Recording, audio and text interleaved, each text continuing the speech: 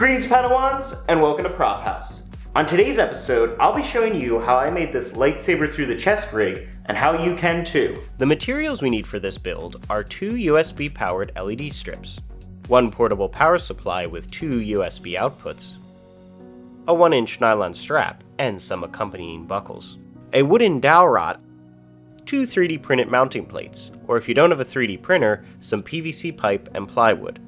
In this case, the PVC should have a 1-inch inner diameter. Last but certainly not least, we'll need a lightsaber blade. This one here is a little bit too hot to work with, but we can easily cool it down by placing it in the freezer for a few hours. Once the blade is frozen, it'll be much easier to work with. For those of you without access to a freezer, you can always purchase pre-frozen blades from online or your local supermarket. Taking the blade, we'll hold it up to our side and mark approximately where it will enter and exit our body. We'll then chop out the middle section, but first we'll need some training.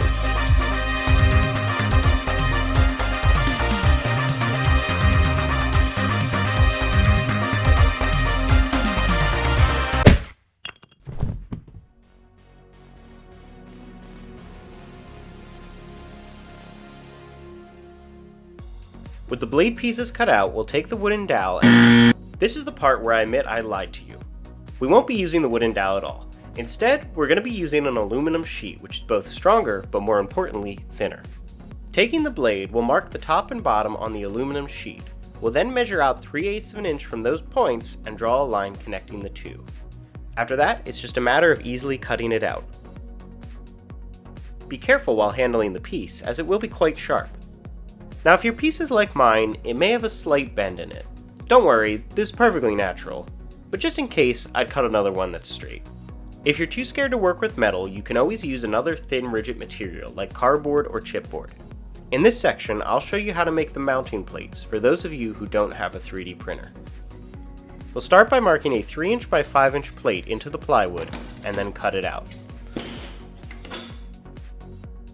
We'll then mark the locations for the straps and begin drilling pilot holes so we can cut out the slots. Now be careful and make sure you're only drilling the material and not... Once we're done cutting all the slots, we'll give it a quick sanding to remove any rough edges. Shifting focus to the PVC pipe, we'll begin by cutting it in half and sanding down the rough edge. We'll then take it and drill a small hole. This will be used for a set screw, which will help hold the blade in place.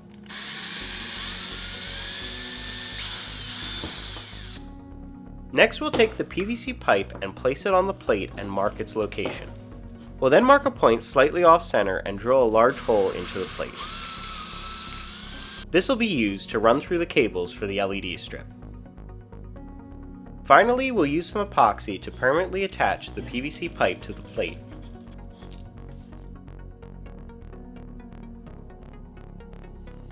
Once it's dry, all we need to do is follow those steps again to create a perfect copy. Ah, shit. Now we'll move on to attaching the LEDs to the center strip. We'll start by taking the end with the male connector and peeling off a bit of the backing tape. We'll then take it and attach it to the center strip approximately 1 inch from the bottom, and then begin removing the rest of the backing tape while simultaneously pressing the LEDs into place. Reaching the top, we'll fold the LED strip over and continue to do the same thing on the other side, stopping once we reach the point where the LEDs start. And we'll cut off any of the excess LEDs. Finishing up by giving the LEDs a quick rundown and making sure they're firmly attached. For those of you following along at home, you may have noticed now that the connector doesn't fit through the bracket. This is because we have to remove the connector's head in order to get the wires through.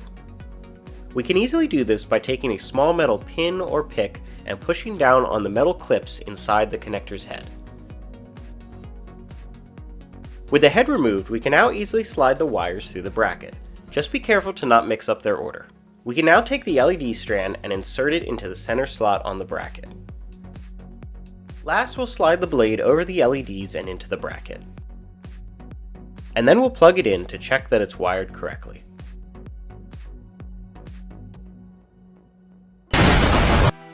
After that super funny joke, we can see that it is in fact working correctly, and you can even change the color. We'll add this definitely correct size set screw to secure the blade in place.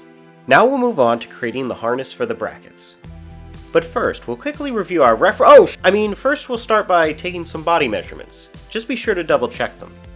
We'll cut 2 straps of equal length to go around our body, and 1 slightly longer one to go over our shoulders. Taking the 2 shorter straps, we'll thread them through the top and bottom of each bracket, attaching buckles on both ends. Taking the longer strap, we'll thread it through the 2 slots at the top of the brackets and connect the ends together using some slide buckles. This will create a pair of shoulder straps and finish off the harness. To put on the harness, simply slide your left arm through the 2 shoulder straps and place your head in between them. Adjust everything so that it's lying flat on your body, and then connect the 2 buckles on your right side. Take the battery pack and place it in the battery pack holster, then connect the 2 USB cords for the LED strips. You should now be properly wearing the harness with both blades fully illuminated.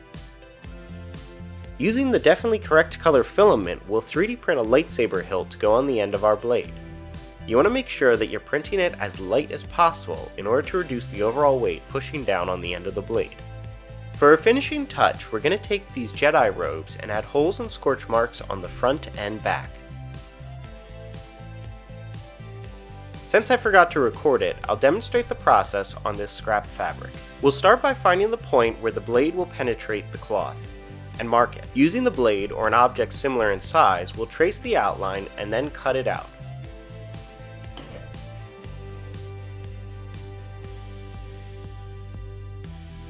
To create the scorch marks, you can either use a dry brush and lightly dab paint around the hole, or if you have access to it, you can also use an airbrush.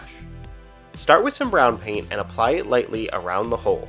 Then finish off with some either dark brown or black closer towards the edge. This will create a nice gradient and really sell the burnt effect. We can also burn it the traditional.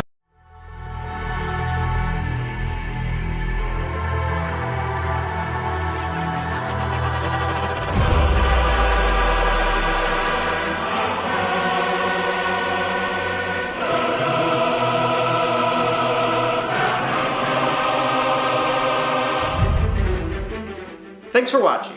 If you enjoyed this, consider watching another video, or maybe subscribing. I do have a lot of other exciting stuff coming up real soon. I can take this out now, right? No? Gonna leave it in? Well, this isn't gonna be fun.